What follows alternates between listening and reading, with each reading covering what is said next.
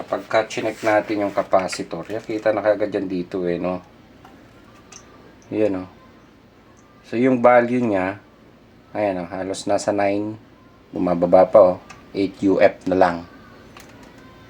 Yan, basic So kita puputok yung negative. Ito. Ayan.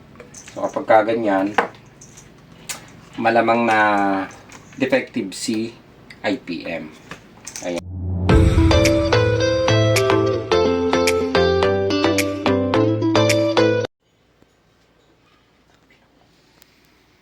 Okay, good day mga ka-technician. Ang topic natin ngayon is Daikin. Ano ba yung mga common problem ng Daikin? So, yun yung mga common issue. So, ituturo lang natin, iisa-isahin lang natin. So, marami na naman tayong nailabas na video actually. Parang naipakita na rin natin ito dati doon sa mga video na inilabas natin. Pero may mga nagre-request na i-video ulit natin kung ano yung mga common problem. So, ito naman ginagawa namin actually, option na lang to kung gusto nyong ipa-repair yung board or gusto nyong palitan ng bago. Ayan, so dito sa atin kung kaya ng budget, replace. Kung hindi kaya ng budget, repair. Yun ay kung kaya pa. Okay? So, ito yung isang issue na common na ito. Actually, marami na ang gumagawa. Marami na ang nakasunod dito sa, ayan, nakatanggal na to actually. Dinala na yung unit dito. Ayan. Kung issue, maandar ang compressor, then hindi nagtutuloy-tuloy, usually walang error na inilalabas. Kaya medyo nahihirapan yung mga ka-technician natin. Ayan. Okay, so marami na nakasunod dito, kaya ang tawag natin hindi na ka-master, ka-monster na. Kasi magagaling na talaga pagdating sa inverter aircon. Nasundan na nila. Ayan. So, ito yung gagawin natin. Usually naman, ang issue kapag ganito, first option o yung unang step na ginagawa natin kapag namamatay ang compressor, so direct na yan. So na-check na actually yung basic na lang naman, i-check yung supply, i-check yung mga sensor. So yun yung mga basic na ginagawa na natin, and yan naman alam na ng mga technician, kumbaga basic na nga lang dito sa issue nito. Pag namamatay ang compressor, so direct na kagad tayo, pumupunta tayo doon sa capacitor. Yan. So marami na ang gumagawa nito, marami na rin ang natuto. Ito naman, sabi ko nga sa inyo, option na, depende kung gusto nyo palitan ng board or kung gusto nyo ipa-repair. Ayun, so katulad ng issue na ito, ayan, actually medyo bago-bago pa ng konti Ayan, try natin yung ilaw dito. Yun. Kapag ka-check natin yung capacitor, kita na kagad yan dito no. Yan So yung value niya, ayan halos nasa 9, bumababa pa 8 UF na lang. Yan, basic So kita na kagad natin ang trouble. Namamatay compressor, so focus na kagad tayo dyan. Pero before tayo mag-focus doon, syempre check nyo muna yung mga possible na problema. Pwedeng sensor, pwedeng ayan, sensor. Yung may mga common, mamaya ibabalikan natin yan. Okay, so gagawin natin dito, papalitan lang muna natin si capacitor. Yan. Kakalasin ko lang muna siya. Ito matagal na naman natin nailabas to. Parang pandemic, naglabas na tayo ng mga video nito. Kung alin yung may mga problema. Kasi ng pandemic, wala tayong ginagawa kundi mag-video. At least kahit paano may mga nakasunod naman, may mga natuto, may mga nagpasalamat, and meron ding nagalit. Ewan ko, hindi naman nawawala yan. Ayan. Okay. So, kakalasin ko lang yung main problem. Ito, yung capacitor. Kaya medyo, kailangan nyo medyo mataas na wattage. 40 watts to 60 watts na soldering ang ginagamit natin. Para madaling bunutin kasi matitigas talaga ang hinang niya.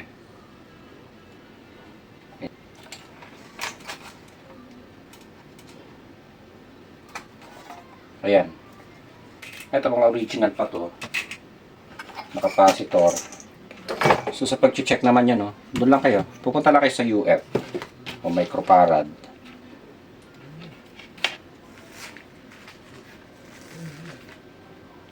Ito na yung value nyo. 4.3. Ayan. So, defective na siya. Meron tayong ginagamit na original. Actually, tatlong klaseng capacitor yung ginagamit namin. Nabusan lang ako ng isa.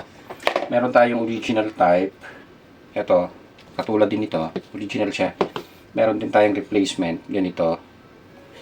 Pero, ito actually, subok namin na replacement. Kapag replacement, usually parang hindi siya umabot isang taon.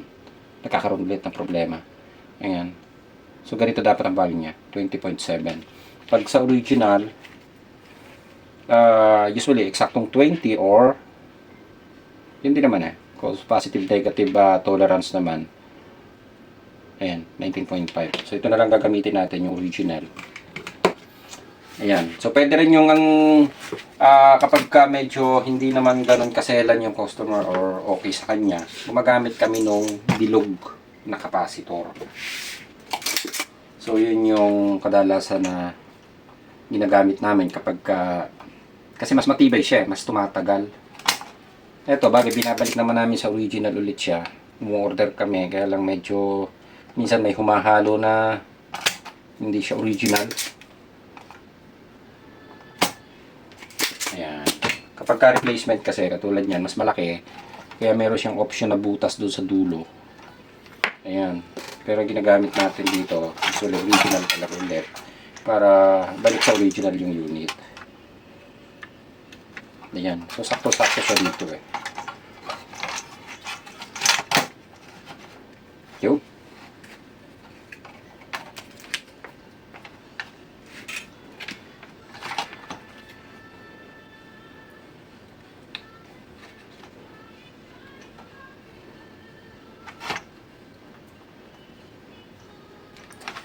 Ayan.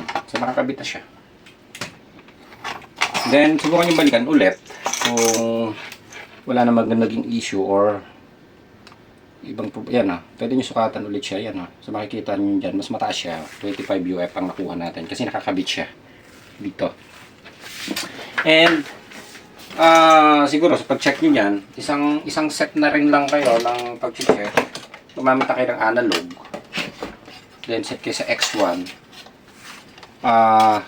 Tingnan nyo na yung UVW. Ito, katulad nito. Yung UVW, tingnan nyo kung nagkaroon ng short yan or leak. Pag nagkaroon ng resistance, nagkakaroon ng leak. So, minsan ganyan din, andar ng bahagya. And mamamatay. Pero hindi naman, usually kapag nagkaroon ng problema ang IPM nito, makikita nyo dito, totally shorted. So, para makita nyo yung shorted na yan, pwede kayo hanapin yung negative ng capacitor para hindi kayo malito. Then, itusok nyo dun yung test pra, then diretsuhin nyo dito kung may makukuha kayong shorted. Ayan. Then, reverse nyo kung alin yung dapat yan pare-parehas yung UVW.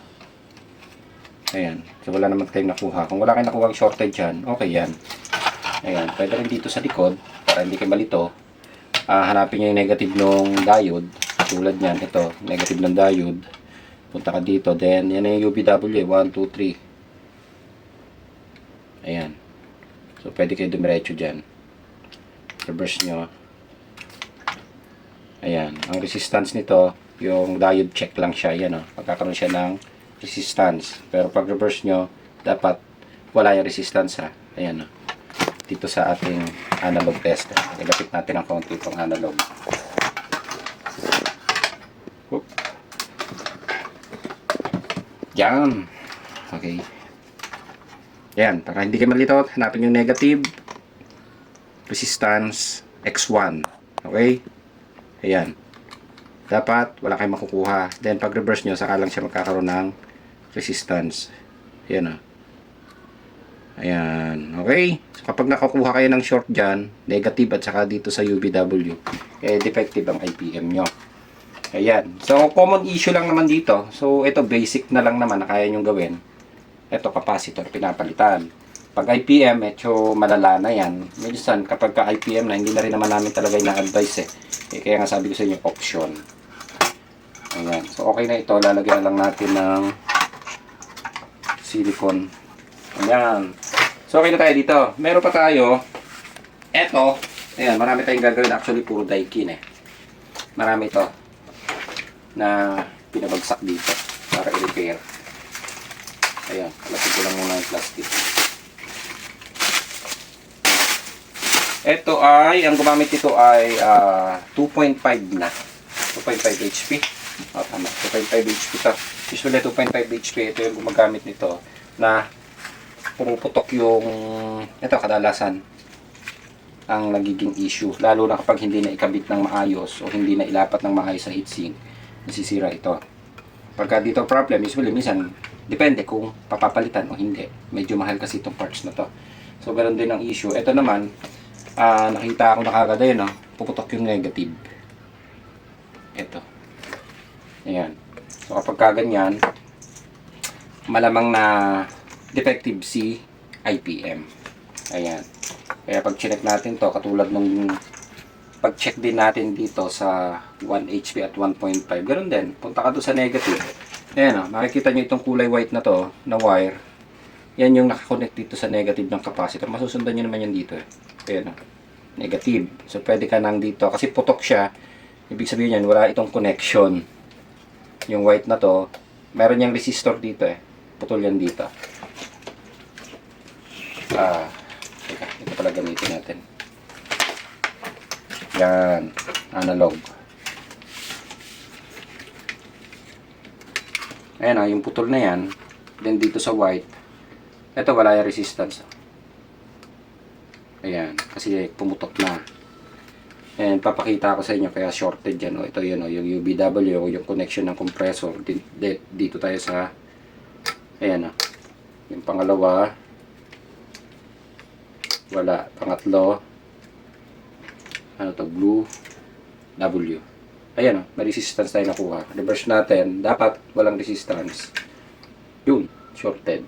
So nagkaroon siya ng short doon sa eto, yung W. Ito yan. Ayun So ito possible, medyo malala to kasi kapag pumutok yan, nagkaroon ng aberya to, may posibilidad na defective si compressor. Ayun Kaya dapat i-check din. Pero sa compressor naman, resistance lang din ang pwede nating i-check kung balance yung UBW. So kung balance, pwede pa naman nating kabit. Kaya lang, mas maganda kung magamitan ng compressor tester. Kasi pagka mga ganyang issue, tinamaan ng IPM, katulad niya, nagkaroon ng short, minsan, defective si compressor. Ayan. Dahil yung isang issue pa nito, katulad din nito, ang issue niya is namamatay ang compressor mga 5 minutes, sumaandar, din nabubuhay.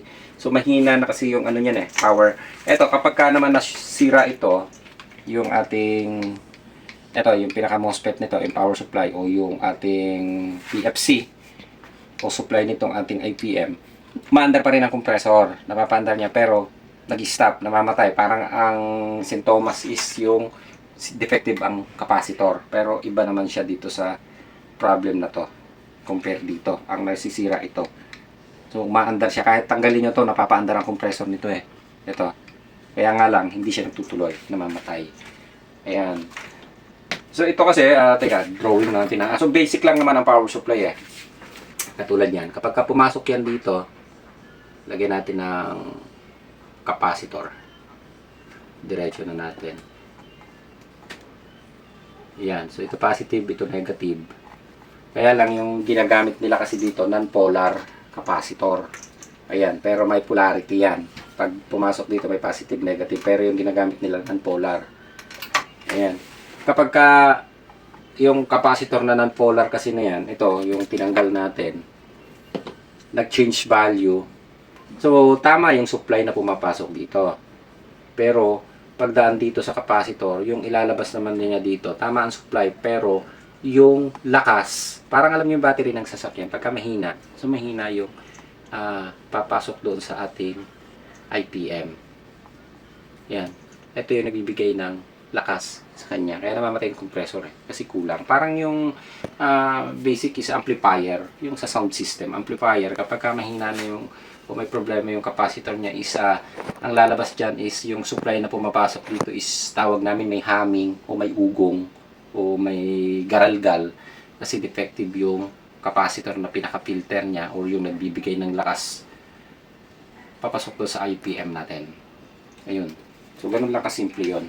Kaya madali nating na-analyze ito dati nung nagkaroon tayo ng trouble na ganito. Kaya madali nating nakita yung sira. Kasi sabi nga natin is basic.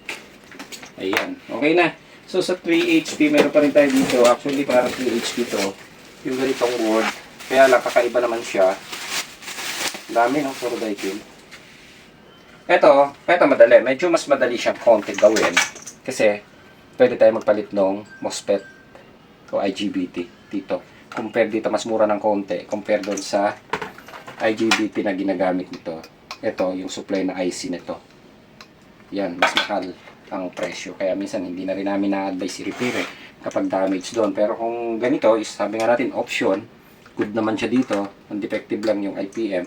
So, na-o-orderan pa rin naman namin. Nasasalpakan. Ayan, so option nga, sabi natin. Depende. Ayan, so ito, ganun din, yung kung paano natin chinek yung IPM, no, ganun din dito.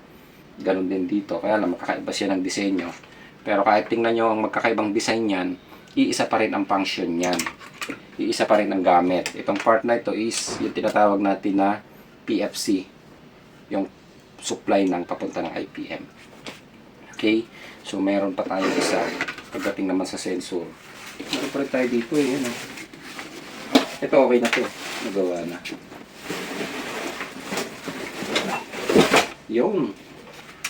Yung ating display board o receiver board, ito, kakarasin ko nga yan. Isang issue pa rin ito na minsan pag madumi, ganyan din. Kumbaga yung trouble o yung problem na inilalabas sa kanya, iisa, namamatay si compressor kagad.